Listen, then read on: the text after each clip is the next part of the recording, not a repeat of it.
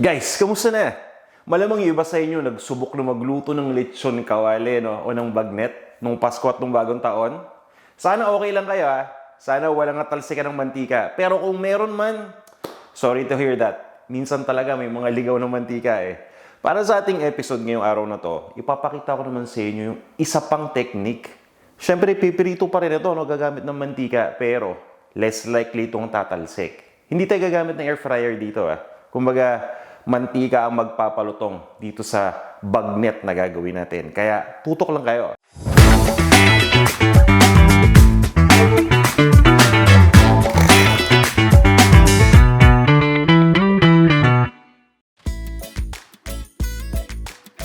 Welcome sa Panlasang Pinoy. Para sa ating episode, syempre bagnet. Gamit ang isang method na tinatawag na oil bath. Kaya kung handa na kayo, ito yung mga sangkap na gagamitin natin para sa ating recipe. Bisita rin kayo sa panlasangpinoy.com para sa kumpletong recipe. At syempre sa iba pang mga recipes na tiyak na magugustuhan ninyo. Kung handa na kayo, tara na! Sabayan nyo na ako magluto. Gumagamit ako ng pressure cooker. Naglalagay lang ako ng tubig. Ito optional ingredient lang, ang dahon ng tanlad. Nakakatulong yan para makapagtanggal ng hindi ka nais-nais na amoy doon sa pork. Kung wala kayong dahon ng tanlad, okay lang yan. Aasinan ko lang. Konting buong paminta. At sibuyas.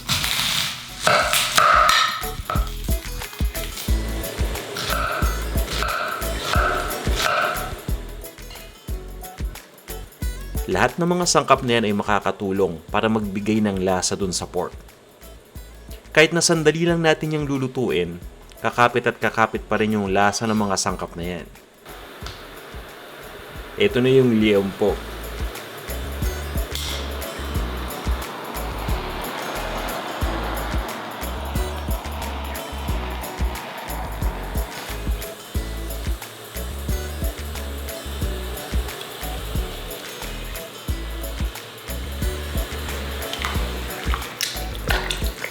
Papabayaan ko lang muna na kumulo yung tubig.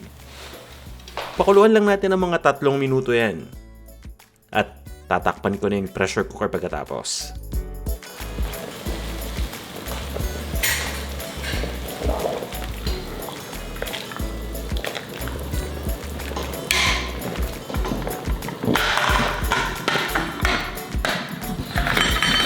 Pinipressure cook ko lang ito ng 15 minutes.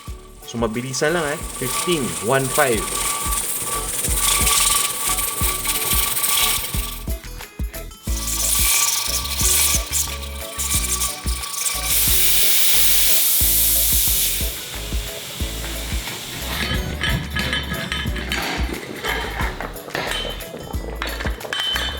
At makaraan nating mai-pressure cook. Pabayaan lang muna natin itong mag-cool down. Tatanggalin ko lang muna itong pork belly dito sa pressure cooker. Ipapa-cool down ko lang ito ng mga 10 minutes.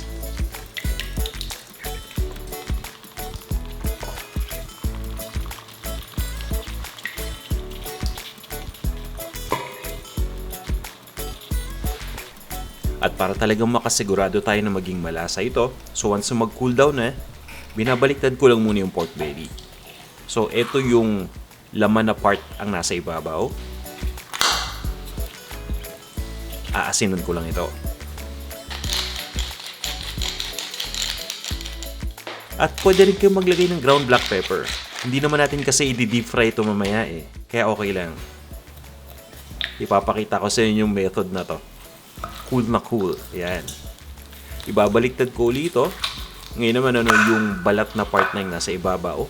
Asin lang ang ilalagay ko. Dalawa yung purpose ng asin pagdating dito sa balat. Siyempre, unang-una magbibigay ito ng lasa. And at the same time, ilalabas nito yung moisture sa balat ng baboy.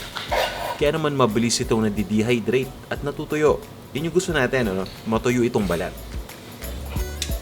Ito naman yung mga aluminum foil na prepare ko. Ibabalot ko lang yung side ng liempo. So itong pagbalot na gagawin ko, Gilid lang talaga yung tatakpan natin at saka yung ilalim na part kung nasan yung laman. I-expose natin yung ibabaw o yung balat na part. Yan. Tinatakpan ko lang tong mga gilid dahil ayaw nating matuyo yung laman ng liempo, no? So, paanong pagpapatuyo ba yan? Ilalagay ko kasi ito sa oven. So, i-dehydrate natin ito sa pamamagitan ng pag-bake sa mababang temperature. Katumbas niyan ang pagbabad sa ilalim ng araw. Para dun sa mga walang oven, pwede ninyong ibabad to sa ilalim ng araw ng maghapon. Basta talagang tirik na tirik yung araw, ha? Pero kung hindi masyadong mainit yung araw, mga 2 araw mong ibababad yan para talagang maging toyong-toyo. Ang isa pang option dito ay ang paggamit ng air fryer. Para lang pagpapatoyo, hindi natin i-air fry ito hanggang sa maluto. Ang purpose ng oven o ng air fryer, kung ano mo yung gagamitin ninyo, ay para lang ma-dehydrate natin yung balat na part. Ayan, malinaw tayo dyan, eh. Pero ang tanong, bakit nga ba kailangang i-dehydrate yung balat? Yan kasi yung sikreto kung bakit nagiging malutong na parang chicharon o parang malapopcorn yung balat. Kailangan muna nating patuyuin yan mabuti bago natin idikit sa mainit na mantika. Yan yung gusto nating mangyari. Kaya naman, sinat ko lang itong oven ng 175 degrees Fahrenheit. Yan, at ilalagay ko lang ito dito ng 2.5 oras. Dahil nga nagmamadali ako, 2.5 oras, okay na yan. Pero bago ko to ilagay sa oven, ito muna. Kukuha lang ako ng suka. Ilalagay ko lang itong suka dito din sa balat, dito sa parehong peraso, at irarab ko lang yan. Nakakatulong tong suka para magpa-dehydrate din, kagaya ng asin. Yan, at ilalagay ko na to sa oven. Antay lang tayo ng 2.5 oras.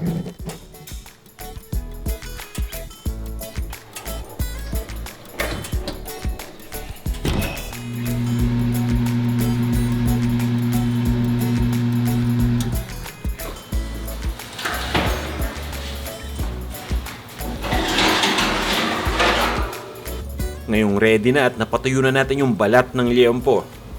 Nakita-kita nyo naman, di ba? Yan, itatabi ko lang muna yan dito. Nagpapainit lang ako ng mantika dito sa aking wok. Kailangan itong mantika mainit na mainit, ha. So, isi-set ko ito ng 400 degrees Fahrenheit. Dapat ganun talaga kainit.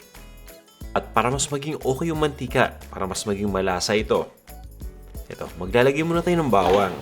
So, infuse natin ito ng garlic at ng laurel leaves. Yan, diba? Nandiyan na yung lasa dyan. Habang umiinit yung bawang at yung laurel leaves, lumalasa na rin yung mantika. Papabayaan ko lang muna ito dito hanggang sa lumutang na yung bawang. Once na lumutang na kasi yung bawang, ibig sabihin na luluto na yan. Ayaw naman nating masurog yung bawang. So kukunin ko na yan once na lumutang. Isabay na rin natin yung dahon ng laurel.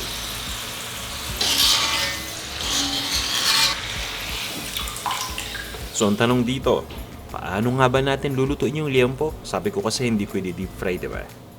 Ito lang yan. Nakikita nyo tong bakal na to na may butas. Yan yung skimmer natin. So, malaking skimmer yan. Ilalagay ko dyan yung liempo. At meron ako ditong ladle. So, sasandukin ko yung mainit na mantika at ilalagay ko doon o bubuhos ko doon sa ibabaw ng balat ng liempo.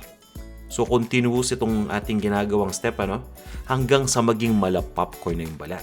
Kaya napaka-importante dito 2 bagay. Meron kayong skimmer para pagkabuhos ng mantika, diretsyong tutulo uli yan doon sa ating wok. And at the same time, mainit na mainit yung mantika. So, ito na. Umpisa natin dito sa isang perasong to.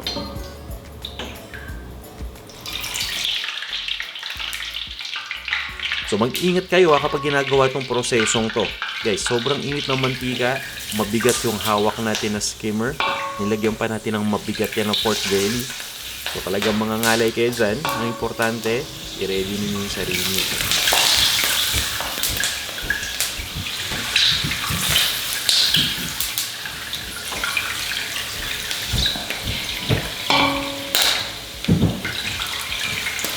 O yan, di ba? Nakita nyo naman. Sino gusto ng popcorn?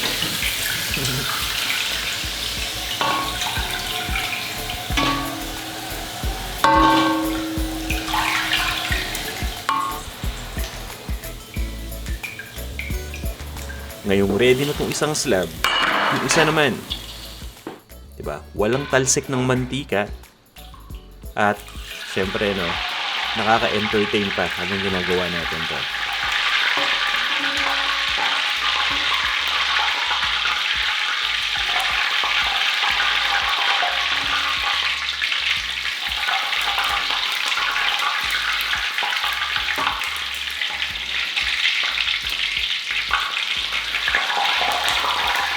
Guys, diba? Napaka-satisfying talaga nito. Akalain mo, no? Ako na-amaze ako dun sa nakikita kong pagputok-putok ng balat eh. Tapos kakainin ko po ito mamaya. O, talaga namang satisfying, diba? Busog na yung mata mo, pati syempre yung taste buds at yung sikmura rin.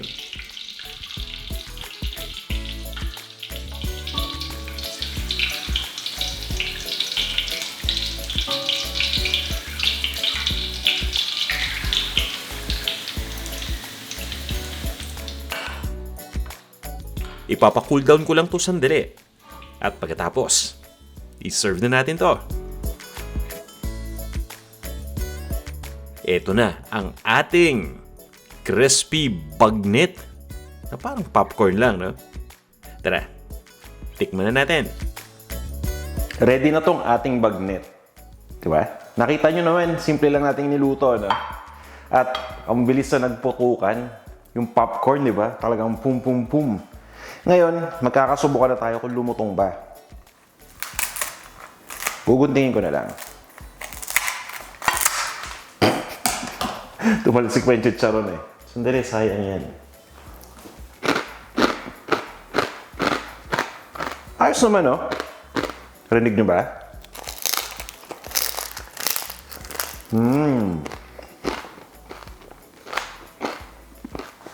Sarap. Wala pang sausawa niya, ha? So, ito yun. May lasa siya. Actually, yung tanlad na lasahan ko, tamang-tama yung pagkakaasin. Yung lasa ng bawang, no? Merong mild flavor siya. Then, in-infuse natin kanina, di ba?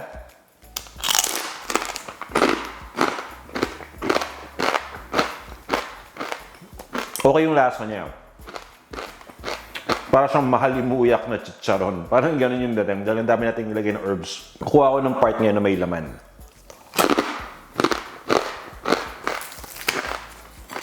O yan, ha? Di ba pre-pressure cooker natin to? Kaya sigurado tayo ng malambot yung laman. Pero syempre, check pa rin natin yan.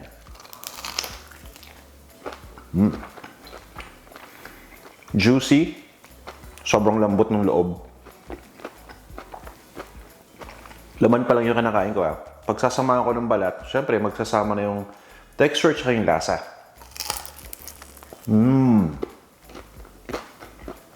Panalo.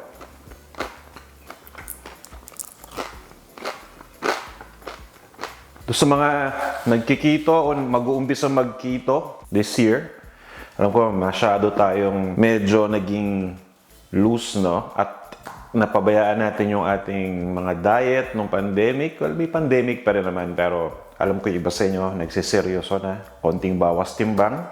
Well, okay to para sa dirty keto, okay? Hindi ko na sinasabi na lagi yung lulutuin, ano? Just in case lang na may chance kayo, makagawa nito mga once a month. Okay na yan. Huwag din yung araw-arawin, ha? Hindi porket nagkikito kayo, okay lagi yung ganito. Siyempre, di ba? May mga healthy fats din naman. Isa lang to sa mga options natin. Ayun. So sa tingin ko, yung pagluto natin ng liempo gamit ang ating super hot oil bath ay successful naman. At nakuha ko yung aking resulta. Mas mapapalutong pa natin to at mas mapapamala popcorn pa natin kapag tatagalan pa yung pagpapatuyo sa balat. Dahil nga, nilagay ko lang to sa oven ng mabilisan. Ito yung resulta. Kung gusto nyo talagang mala popcorn na gabundok, ayun, tingin ko, tagalan pa natin yung pag-dehydrate ng balat, yung pagpapatuyo ng balat. Para pagkalagay mismo ng hot oil, talagang boom, boom, boom, boom. Talagang makikita ninyo na magiging popcorn na. Ayan.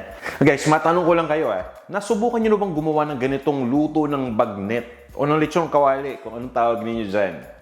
Yan, yung ginawa natin na hot oil bath. Okay ba naging resulta sa inyo? At kung hindi pa, pero nagluluto kayo ng bagnet o ng lechon kawali, pa-comment naman kung paano ninyo yung ginagawa. Ayan. Ayan na. Asahan ko yung mga comment ninyo. So guys, sana subukan nyo itong ating recipe. Diba? Saktong-sakto itong pang-ulam at pampulutan. At kung may matitira, syempre, paksiwin na yan. At maraming salamat sa inyong lahat sa pagnood ng video na to. Kung meron kayong mga katanungan o suggestions o anything, feedback, syempre, comment section pa rin tayo. Magkita-kita tayo ulit sa ating mga susunod pang video. Happy New Year! Hanggang sa muli!